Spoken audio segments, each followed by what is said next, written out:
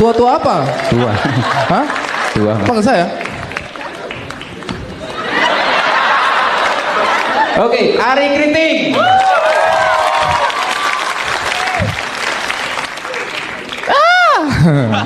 Assalamualaikum warahmatullahi wabarakatuh.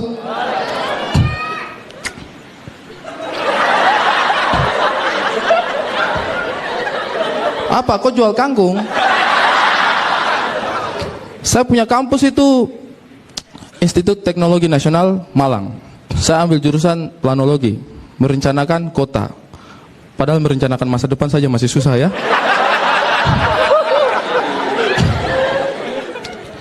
Dulu saya masuk di situ itu kampusnya saya itu kampus swasta. Dulu saya masuk di situ itu karena saya tidak lulus di kampus negeri. Aduh, saya sedih sekali. Saya itu cita-cita tinggi ingin masuk di kampus negeri, tapi tidak lulus. Karena tidak lulus tes. IQ juga tidak mencukupi katanya. Buta huruf. Akhirnya saya masuk kampus swasta. Tapi setelah saya masuk di kampusnya saya ini, saya merasa bangga dengan kampusnya saya. Karena ternyata kampusnya saya ini jauh lebih canggih daripada kampusnya dia, negeri-negeri ini. Serius. Buktinya apa? Kampus negeri, itu mereka kasih masuk mahasiswa, itu harus yang lulus tes. IQ-nya mencukupi. Terus masuk ke kampus itu. Digodok, kemudian keluarannya menjadi orang pintar. Anehnya di mana? Kan yang masuk orang pintar, keluarnya jadi orang pintar. Ini kampus tidak canggih. Ini ibaratnya mesin. Kampus yang satu ini, dia itu ibaratnya mesin, dia itu bahan bakunya tebu, terus diproduksi sedemikian rupa, keluarnya jadi gula, manis. Biasa saja lah, kan tebu memang sudah manis. Kalau kampusnya saya, ini yang masuk ubi kayu, kayu jati, akar bahar, kasuari masuk. Diproses sedemikian rupa keluar jadi gula, manis, lebih canggih.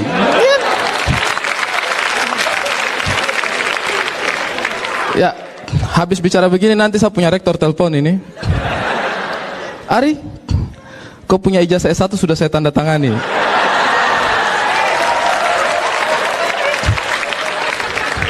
Jadi lebih canggih mana? Kampusnya dia atau kampusnya saya?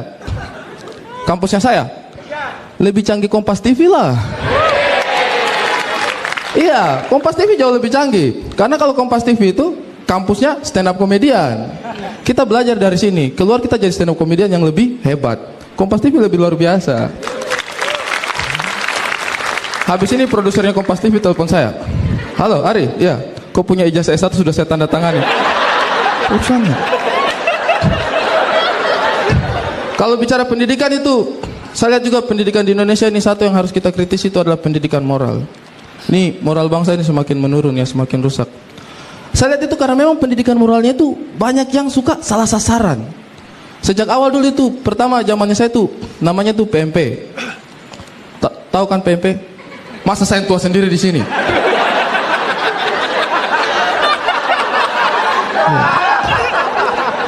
Jadi dulu namanya itu PMP, Pendidikan Moral Pancasila. Terus berganti PPKN, Pendidikan Pancasila dan Kewarganegaraan. Terus ganti lagi sekarang PKN, Pendidikan Kewarganegaraan. Mungkin tahun depan tuh mau ganti PK, penjahat sekalian. Iya kan? Bukan apa-apa. Menurut saya ada yang salah dari pendidikan moral ini. Dari sekian ini saya pribadi rasakan sendiri. Dari sekian banyak pendidikan moral yang diterapkan di situ, ada satu poin yang sampai sekarang itu membekas dalam ingatannya saya. Dan setiap tahun itu ada dalam pendidikan moral, yaitu bagaimana menjadi anak baik, kriteria anak baik. Di situ banyak dipaparkan, menabung, membantu orang tua, apalah, membantu orang tua mencuri motor, pokoknya seperti itu. Dari sekian banyak kriteria itu, yang paling membekas dalam pikiran saya itu adalah kriteria anak baik itu membantu menyeberangkan nenek-nenek. Itu setiap tahun ada, membantu menyeberangkan nenek-nenek. Sekarang saya tanya di antara kalian di sini, seumur hidupnya kalian waktu masih anak-anak, pernah kalian menyeberangkan nenek-nenek? Karena saya juga tidak pernah. Dan gara-gara statement ini, saya tuh merasa gagal menjadi anak baik. Men, seumur saya masih anak-anak, saya tidak pernah menyeberangkan nenek-nenek. Itu kegagalan terbesarnya saya ini. Dan juga kenapa di situ harus ditulis nenek-nenek? Misalnya yang mau menyeberang ini ya, Misalnya mau menyeberang itu adalah ibu hamil.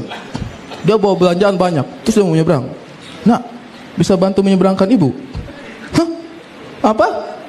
Menyeberang? Ibu itu belum terlalu tua. Di buku ditulis menyeberangkan nenek-nenek. Ibu tahu kan definisi nenek-nenek? Tidak praktis, ya kan? Dan akhirnya saya selidiki, kenapa saya merasa gagal menjadi anak baik? Oh, ternyata akibatnya penyebabnya itu adalah karena waktu kecil saya itu gagal menyeberangkan nenek-nenek satu kali pun. Akhirnya saya cari penyebabnya, ini kenapa bisa terjadi. Akhirnya saya temukan sampai pada satu kesimpulan. Ternyata kita gagal menjadi anak baik berdasarkan teori dari buku PPKN tadi ini. Itu karena jumlah nenek-nenek tidak sebanding dengan jumlah anak baik. Indonesia itu kekurangan stok nenek-nenek yang untuk diseberangkan tidak ada. Jadi saya ini memutuskan untuk bisa mendedikasikan hidup saya untuk membuat anak Indonesia menjadi lebih baik.